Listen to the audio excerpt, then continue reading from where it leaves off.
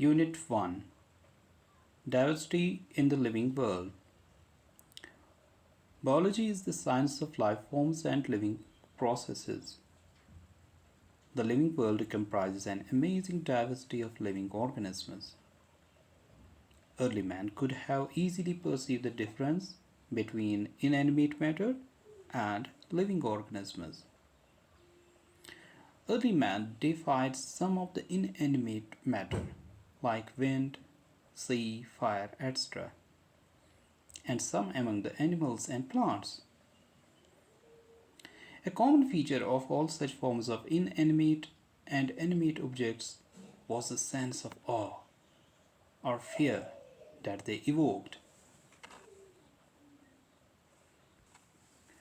The description of living organisms, including human beings, began much later in human history. Societies which indulged in anthropocentric view of biology could register limited progress in biological knowledge. Systematic and monumental description of life forms brought in, out of necessity, detailed systems of identification, nomenclature, and classification. The biggest spin off of such studies was the recognition of the sharing of similarities among living organisms, both horizontally and vertically. That all present day living organisms are related to each other and also to all organisms that ever lived on this earth was a revelation which humbled man and led to cultural movements for conservation of biodiversity. In the following chapters of this unit, you will get a description including classification of animals and plants from a taxonomist's perspective. This unit has 4 chapters. Chapter 1, The Living World. Chapter 2, Biological Classification. Chapter 3, Plant Kingdom. Chapter 4, Animal Kingdom. Ernest Mayr, 1904 to 2004. Born on 5 July 1904 in Kempten, Germany, Ernest Mayr, the Harvard University evolutionary biologist who has been called the Darwin of the 20th century, was one of the 100 greatest scientists of all time. Mayr joined Harvard's Faculty of Arts and Sciences in 1953 and retired in 1975, resuming the title Alexander Agassiz Professor of Zoology Emeritus. Throughout his nearly 80-year career, his research spanned ornithology, taxonomy, zoogeography, evolution, systematics, and the history and philosophy of biology. He almost single-handedly made the origin of species diversity the central question of evolutionary biology that it is today. He also pioneered the currently accepted definition of a biological species. Mayr was awarded the 3 prizes widely regarded as the Triple Crown of Biology: the Balzan Prize in 1983, the International Prize for Biology in 1994, and the Crawford Prize in 1999. Mayr died at the age of 100 in the year 2004. Chapter 1, The Living World. How wonderful is the living world! The wide range of living types is amazing. The extraordinary habitats in which we find living organisms, be it cold mountains, deciduous forests, oceans, freshwater lakes, deserts, or hot springs leave us speechless. The beauty of a galloping horse, of the migrating birds, the valley of flowers, or the attacking shark evokes awe and a deep sense of wonder. The ecological conflict and cooperation among members of a population and among populations of a community, or even the molecular traffic inside a cell, make us deeply reflect on what indeed is life. This question has two implicit questions within it. The first is a technical one and seeks answer to what living is as opposed to the non living, and the second is a philosophical one and seeks answer to what the purpose of life is. As scientists, we shall not attempt answering the second question. We will try to reflect on what is living. 1.1 Diversity in the living world. If you look around, you will see a large variety of living organisms. Be it potted plants, insects, birds, your pets, or other animals and plants. There are also several organisms that you cannot see with your naked eyes, but they are all around you. If you were to increase the area that you make observation in, the range and variety of organisms that you would see will increase. Obviously, if you were to visit a dense forest, you would probably see a much greater number and kinds of living organisms in it. Each different kind of plant, animal, or organism that you see represents a species.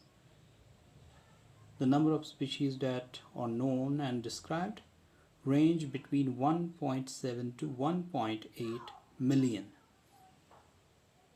This refers to biodiversity, or the number and types of organisms present on Earth.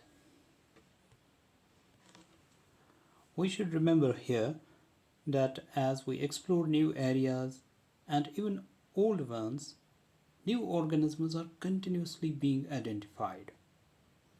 As stated earlier, there are millions of plants and animals in the world. We know the plants and animals in our own area by their local names. These local names would vary from place to place. Even within a country, probably you would recognize the confusion that would be created if we did not find ways and means to talk to each other, to refer to organisms we are talking about.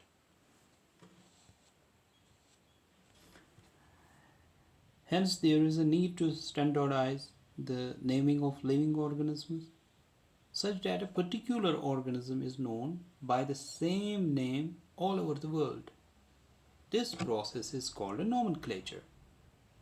Obviously, nomenclature or naming is only possible when the organism is described correctly and we know to what organism the name is attached to. This is identification. In order to facilitate this study, number of scientists have established procedures to assign a scientific name to each known organism. This is acceptable to biologists all over the world.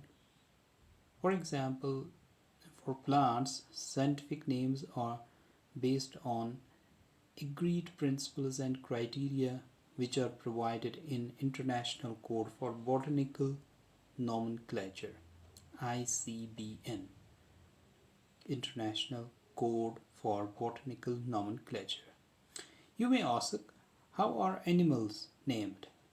Yes, animal taxonomists have evolved International Code of Zoological Nomenclature, ICZN. The scientific names ensure that each organism has only one name. Description of any organism should enable the people in any part of the world to arrive at the same name. They also ensure that such a name has not been used for any other known organism. Biologists follow universally accepted principles to provide scientific names to known organisms. Each name has two components, the generic name and the specific epithet. This system of providing a name with two components is called binomial nomenclature. This naming system was given by Carolus Linnaeus, is being practiced by biologists all over the world. This naming system using a two-word format was found convenient. Let's take the example of mango to understand the way of providing scientific names better. The scientific name of mango is written as Magnifera indica. Let us see how it is a binomial name.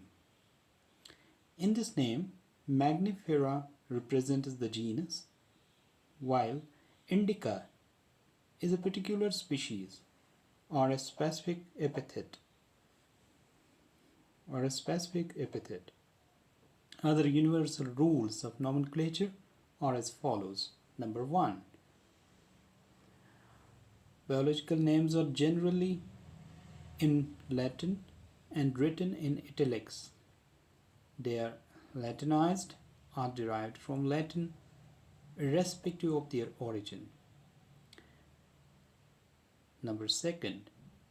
The first word in a biological name represents the genus, while the second component denotes the specific epithet. Both the words in a biological name, when handwritten, are separately underlined or printed in italics to indicate their Latin origin.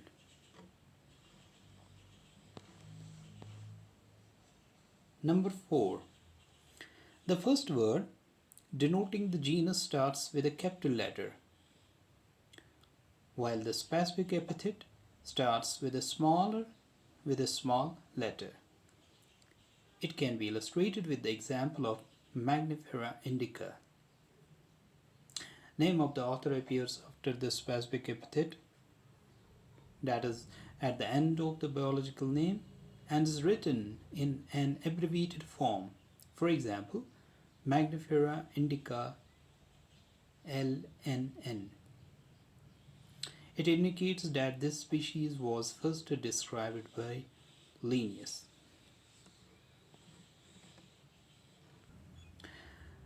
Since it is nearly impossible to study all the living organisms, it is necessary to devise some means to make this possible. This process is classification. Classification is the process by which anything is grouped into convenient categories based on some easily observable characters. For example, we easily recognize groups such as plants or animals, or dogs, cats, or insects.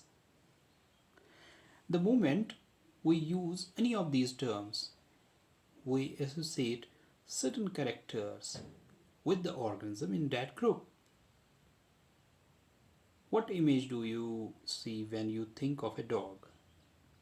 Obviously, each one of us will see dogs and not cats. Now, if we were to think of Now, if we were to think of Alsatians, we know what we are talking about. Similarly, suppose we were to say mammals. You would of course think of animals with external ears and body here.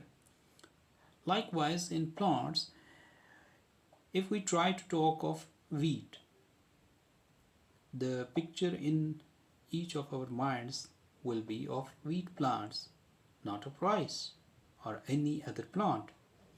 Hence, all these, that is, dogs, cats, mammals, wheat, rice, plants, animals, etc., or convenient categories we use to study organisms.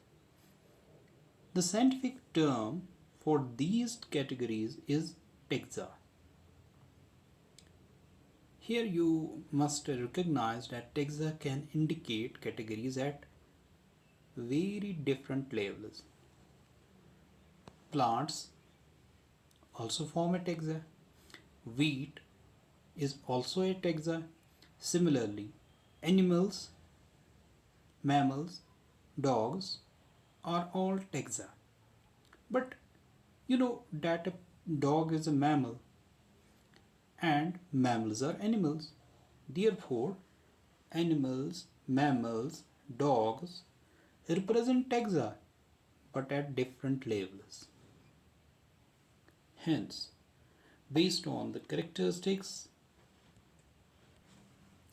all living organisms can be classified into different taxa. This process of classifications is taxonomy. External and internal structure, along with the structure of a cell, development process, and ecological information of organisms, are essential and form the basis of modern taxonomic studies. Hence, characterization, identification, classification, and nomenclature are the processes that are basic to taxonomy. Taxonomy is not something new. Human beings have always been interested in knowing more and more about the various kinds of organisms, particularly with reference to their own use. In early days, human beings needed to find sources for their basic needs of food, clothing, and shelter. Hence, earliest classifications were based on the uses of various organisms. Human beings were since long not only interested in knowing more about different kinds of organisms and their diversities, but also the relationships among them. This branch of study was referred to as systematicus. The word systematicus is derived from the Latin word systema, which means systematic arrangement of organisms. Linnaeus used Systema Naturae as the title of his publication. The scope of Systematicus was later enlarged to include identification, nomenclature, and classification. Systematicus takes into account evolutionary relationships between organisms. 1.2 Taxonomic categories. Classification is not a single step process but involves hierarchy of steps in which each step represents a rank or category. Since the category is a part of overall taxonomic arrangement, it's called taxonomic category. And all categories together constitute the taxonomic hierarchy. Each category, referred to as unit of classification, in fact represents a rank and is commonly termed as taxon. Plural is taxa. Taxonomic categories and hierarchy can be illustrated by an example. Here is the example. Insects represent a group of organisms sharing common features like three pairs of jointed legs, right? It means insects are recognizable concrete objects which can be classified and thus were given a rank or category. Can you name other such groups of organisms? Remember, groups represent category. Category further denotes ranks. Category further denotes rank. Each rank or taxon in fact represents a unit of classification. These taxonomic groups or categories are distinct biological entities and not merely morphological aggregates. Taxonomical studies of all known organisms have led to the development of common categories such as kingdom, phylum, or division for plants, class, order, family, genus, and species.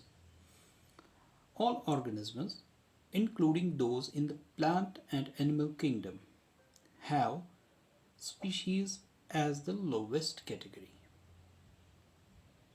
Now, the question you may ask is how to place an organism in various categories.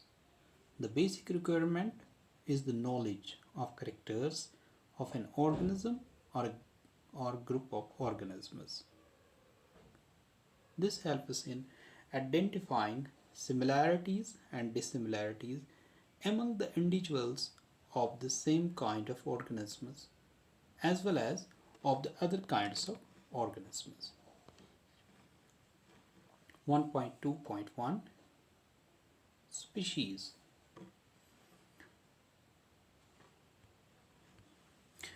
Taxonomic studies consider a group of individual organisms with fundamental similarities as a species. One should be able to distinguish one species from the other closely related species based on the distinct morphological differences. Let's consider Magnifera indica, Solanum tuberosum, potato, and Panthera leo. Panthera leo line. All the three names, indica, tuberosum, and leo, represent specific epithets, while the first words, Magnifera, Solanum, and Panthera, are genera and represent another higher level of taxon or category. Each genus may have one or more than one specific epithets representing different organisms but having morphological similarities.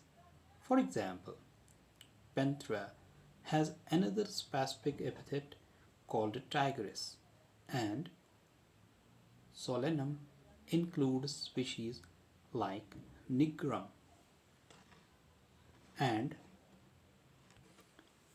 Melangina.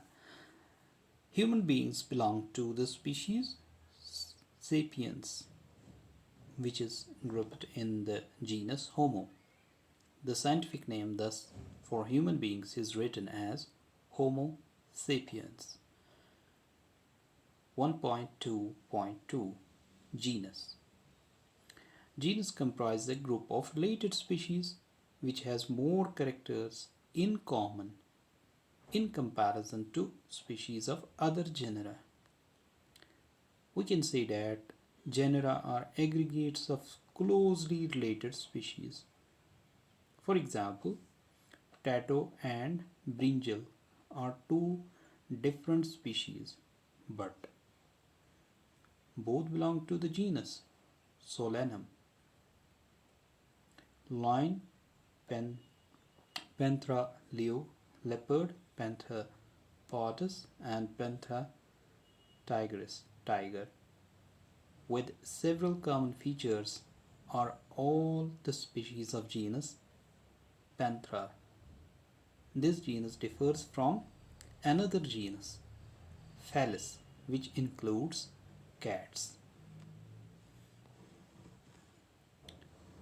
1.2.3 Family. The next category, family, has a group of related genera with still less number of similarities as compared to genus and species.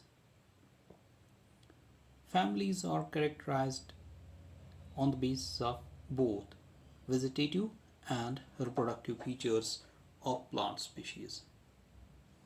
Among plants, for example, three different genera, Solanum, Petunia, and Datura, are placed in the family Solanaceae. Among animals, for example, genus Panthera, comprising lion, tiger, leopard, is put along with the genus Felis in the family Felidae. Similarly, if you observe the features of a cat and a dog, you will find some similarities and some differences as well. They are separated into two different families, Felidae and Canidae, respectively. 1.2.4 Order. Order. You have seen earlier that categories like species, genus, and families are based on a number of similar characters. Generally, order and other higher taxonomic categories are identified based on the aggregates of characters. Order, being a higher category, is the assemblage of families which exhibit a few similar characters. The similar characters are less in number as compared to different genera included in a family. Plant families like Convolvulaceae, Solanaceae are included in the order Polymoniale, mainly based on the floral characters. The animal order Carnivora includes families like Felidae and Canidae. 1.2.5 This category includes related orders. For example, order Primata, comprising monkey, gorilla, and gibbon, is placed in class Mammalia along with order Carnivora, that includes animals like tiger, cat, and dog. Class Mammalia has other orders also. 1.2.6 Classes comprising phylum. 1.2.6 Phylum. Classes comprising animals like fishes, amphibians, reptiles, birds, along with mammals constitute the next higher category called phylum. All these based on the common features like presence of notochord and dorsal hollow neural system are included in phylum Chordata. In case of plants, classes with a few similar characters are assigned to a higher category called a division. 1.2.7 Kingdom. All animals belonging to various phyla are assigned to the highest category called kingdom Animalia in the classification system of animals. The kingdom plantae, on the other hand, is distinct and comprises all plants from various divisions. Henceforth, we will refer to these two groups as animal and plant kingdoms. The taxonomic categories from species to kingdom have been shown in the ascending order in the figure 1.1. In 1.1, we see that at the bottom it starts with species, genus, family, order, class, phylum or division, and at the top is kingdom. These are broad categories. However, taxonomists have also developed subcategories in this hierarchy to facilitate more sound and scientific placement of various taxa. Look at the hierarchy in figure 1.1. Can you recall the basis of arrangement? Say, for example, as we go higher from species to kingdom, the number of common characteristics goes on decreasing. Lower the taxa, more are the characteristics that the members within the taxa share. Higher the category, greater is the difficulty of determining the relationship to other taxa at the same level. Hence, the problem of classification becomes more complex. Table 1.1 indicates the taxonomic categories to which some common organisms like housefly, mango, man, and wheat belong. Table 1.1 Organisms with their taxonomic categories. So, number 1 is man. Biological name is Homo sapiens. Genus is Homo. Family is Hominidae. Order is Primata. Class Mammalia. Phylum Chordata. Number 2 is housefly. Biological name is Musca domestica. Genus Musca. Family Mothidae. Order Diptera. Class Insecta. Phylum Arthropoda. Number 3 is mango. Name Magnifera indica. Genus Magnifera. Family Anacardiaceae. Order Spinidalis. Class Dicotyledone. Division Angiospermae. Number 4 is wheat.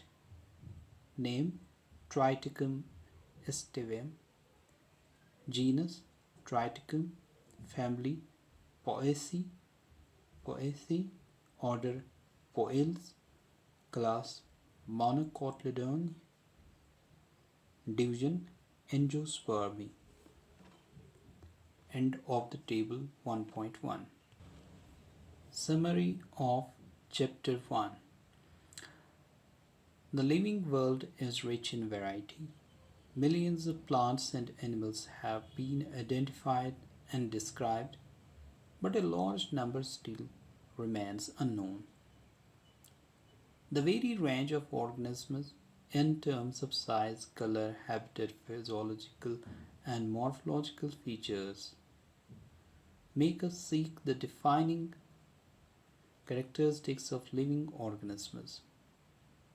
In order to facilitate the study of kinds and diversity of organisms, biologists have evolved certain rules and principles for identification, nomenclature, and classification of organisms.